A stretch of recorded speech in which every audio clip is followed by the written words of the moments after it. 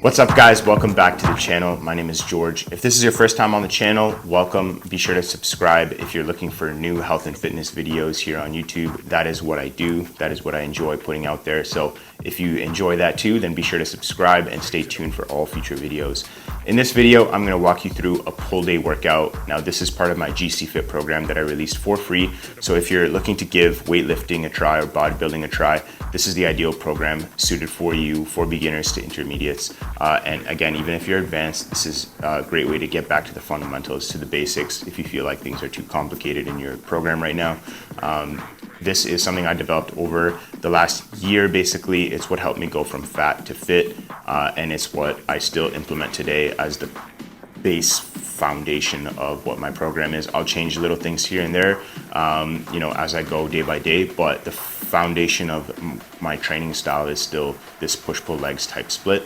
So I really think that this could add value to your life if you're looking for a new training program. So be sure to give it a shot. It's free to download in the link in the description. It's free to download in the link in the description below. It's a link to that. It is free to download. It is free to download, and you can find the link to that in the description below. And you can also find a link to the first video of this video series that goes alongside with the training program. It's called Lower Body A, and it walks you through the lower body A training block of this program. Now anyway, let's go ahead and show you guys how I target my back and biceps on this pull day. I'm gonna head to the gym right now and we'll get started. All right guys, so we are here at Gym 41 now, the gym that I train at here in Kitchener. Honestly, best gym in town in my opinion. But yeah, as you can see here, it's literally empty, which is amazing. Depending on the time of day that I come, like the gym will literally be completely empty and I'll have it all to myself, which is ideal obviously for filming. So anyway, let's get into the workout itself. So I'm just starting off with some lat stretches here, just getting nice full deep stretches in the lats. You can see where I was touching my lats earlier. That is just to feel the engagement, develop that mind-muscle connection before we start anything. And you can see me here just twisting with the wide grip bar, just getting some further stretch and even deeper stretch in the lats before starting the warm-up set.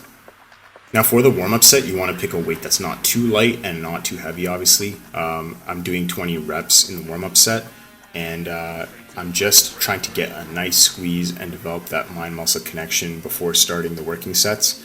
And as far as form goes, you want to bring that bar all the way down till it's practically touching your upper chest. You can see here I'm pulling it all the way down. And the key, in my opinion, is to do a slow eccentric, meaning letting the weight go back.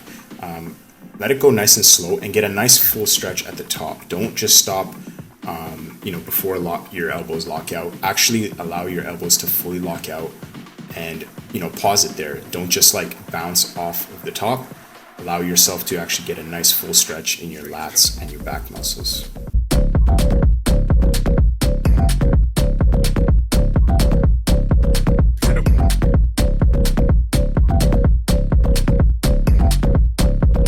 Caught a nice funny little moment here with the gym owner, Christian. He's an awesome guy. So we're gonna start with our working sets here, and you can see holding the exact same form as before.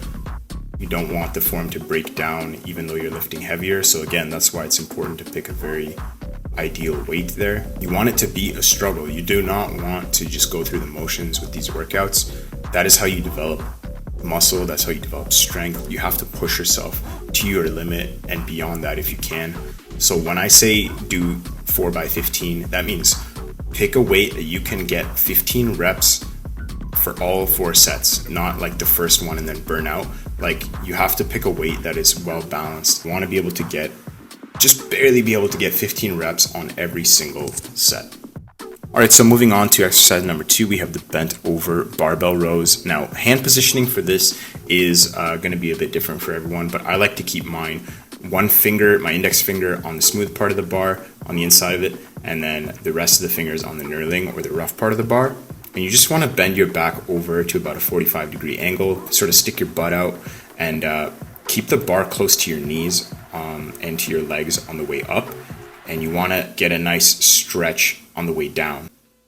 And guys, everyone's on a different playing field. So if the bar is too heavy for you to do a warm-up set or even to be your top working set, then just do dumbbells. Pick a set of dumbbells that you feel comfortable with. doing a warm-up set with, and then pick a heavier set of dumbbells that you can do your working sets with. There's no shame in not being able to do something, because everyone starts at a different spot. So now we'll go ahead and do our working set. I'm gonna bend over, and I'm not gonna allow my back to come up too much. Obviously there's a little bit of momentum there. Whenever you're using a challenging weight, you will use a slight bit of momentum, but the key is not to use too much and to still use strict form. But you can see, keeping the bar fairly close to my knees and my legs. It's not an upper back movement, this is a lower back movement, so keep that in mind. And allow the arms and elbows to lock out fully so that we can really open the back up and get a nice full stretch in the back.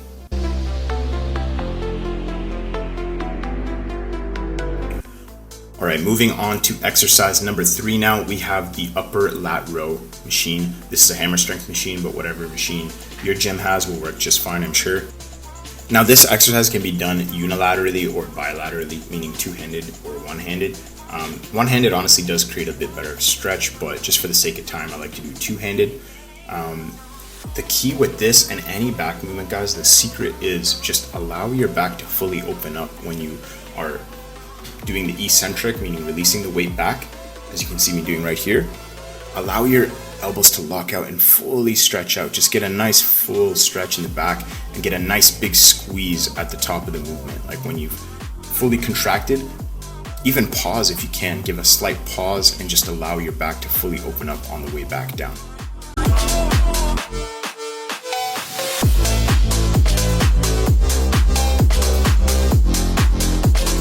Moving on to exercise number 4, we have the chest supported rows with dumbbells. Now make sure your bench is on about a 45-degree angle, and make sure you have a slight incline on the seat there. And what you're gonna do is you're gonna put your chest on the bench here, and you're gonna make sure that your legs are fully straight, like I'm showing you here. Do not bend, keep the knees too bent. That means you're probably on the bench too low. Get nice and high, make sure the top of the bench is around your nipple line there, and keep nice straight legs outward. And then go ahead and start the exercise with your head up and keep it like that the whole time. You don't want to allow your head to come back down. You want to keep your chest and head nice and high. That'll make sure that you get a nice big stretch in the back at the top of the movement. And again, same theme, let the arms come back all the way down. Don't bounce it. Make sure that you're nice, slow and controlled, and get a nice full stretch both at the top and the bottom of the movement. Again, it's that common theme. I'm gonna repeat it a bunch of times because there's so many muscles in your back. There's tons of little like erectors, and to get a nice full looking back, you wanna like really allow your back to open up. Moving on to biceps now, we are gonna start with the standing barbell curls. Now I'm just gonna do a warm-up set here with the easy curl bar. Now for the working sets of this exercise, I'm doing 15 reps per set, and what I like to do is use a weight where I can get about 10 strict reps and then about 5 reps with momentum, or kind of like cheat reps. And the reason I do that is because the barbell is something that you can really load up with a lot of weight, and because you're doing it bilaterally, meaning 2 hands at once, you can really load up the weight on that, and you can really shock your muscles and challenge your muscles and your tendons, even with like new weight that it's maybe not experienced before, especially when you up the reps on it. And barbell curls is the perfect exercise to do that with for the biceps. It's basically the only exercise that I think of that you could do where you can use like a lot of momentum like this for the biceps, so I like to take advantage of that.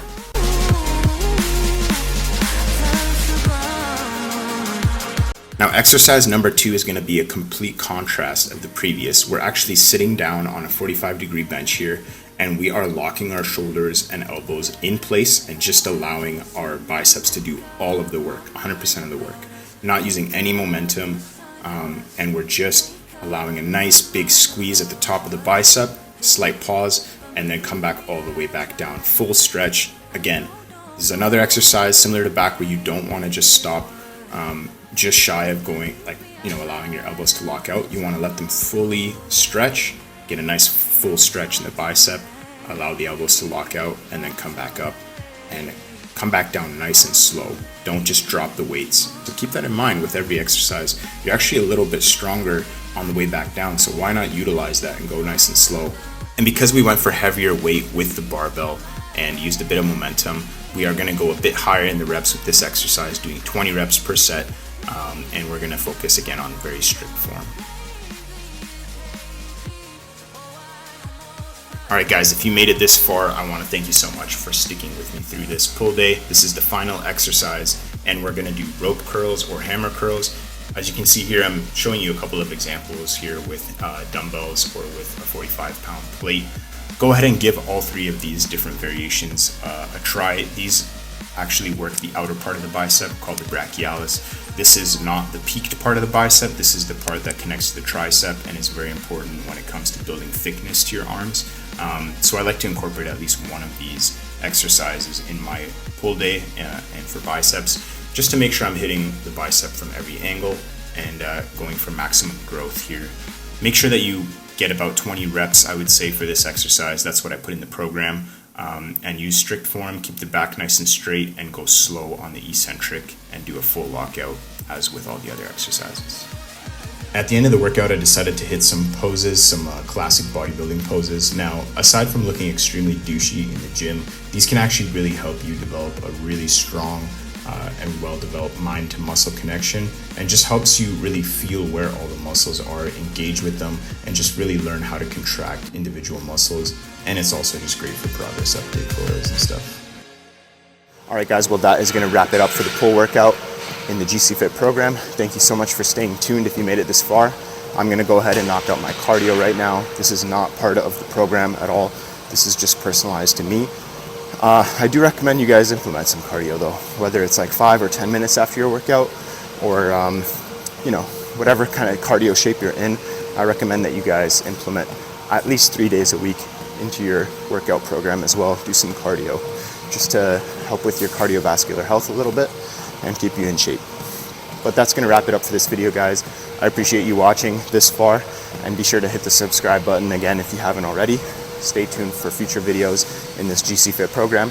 There's still a push workout, abs and core, and a lower body B workout still to come that I'm going to release videos for. And be sure to download the program in the description below, and check out the first video I made as well, lower body A. That one is out now as well for you guys to check out. But I appreciate you so much, and till next time.